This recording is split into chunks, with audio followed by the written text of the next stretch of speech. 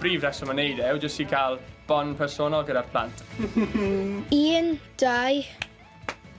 Fel yna wedyn 3, 4... Bam. Bore da. Fi yw pencamper paffio cic y byd. Cic, 5 uchel. Roeddwn ni eisiau defnyddio symudiadau paffio cic yn fy cyfarchiad. 2, 3, woo!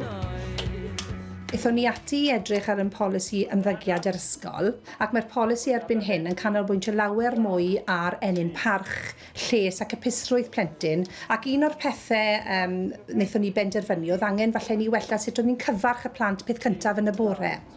Ac wrth gwrs mae Mr Steffan Jones erbyn hyn wedi mynd ar broses yna gam ymhellach, lle mae plant blwyddyn 5 dosbarth o fôn i fynwy wedi mynd ati i greu cyfarchion i hunain. Mae Mr Jones wedi dysgu pob un ohonyn nhw, a dyna sut mae e'n croesawu'r plant wedyn peth cyntaf yn y bore. Mae plant gyda ni sy'n hoffi paffio cic, ambell un yn hoffi Iron Man neu pethau fel Marvel Heroes, felly trwy ysgwyd llaw mewn ffordd personol, mae'n rhoi gwyn ar ei wynebau nhw.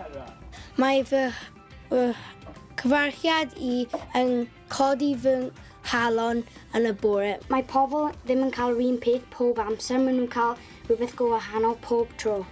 Gwneud i fi teimlo'n hapus a mae'n codi fy ysbryd.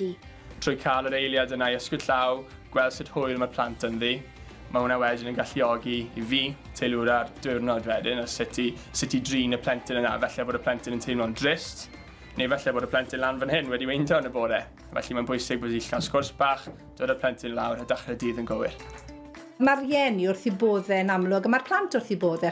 Dyna lle mae'n dechrau, mae'r plant wrth i boddau. Ni'n dysgu tipyn am y plant wrth bod nhw'n dod i'r ysgol, wrth greu'r perthynas uniongyrchol yna gyda bob un plentyn unigol peth cyntaf yn y bore. Felly, i ni wedi dysgu cryn dipyn wrth ddatblygu'r syniad yma fewn yr ysgol. Yn y dyfodol agos, sa'n siŵr beth na'i wneud i adloni'r plant.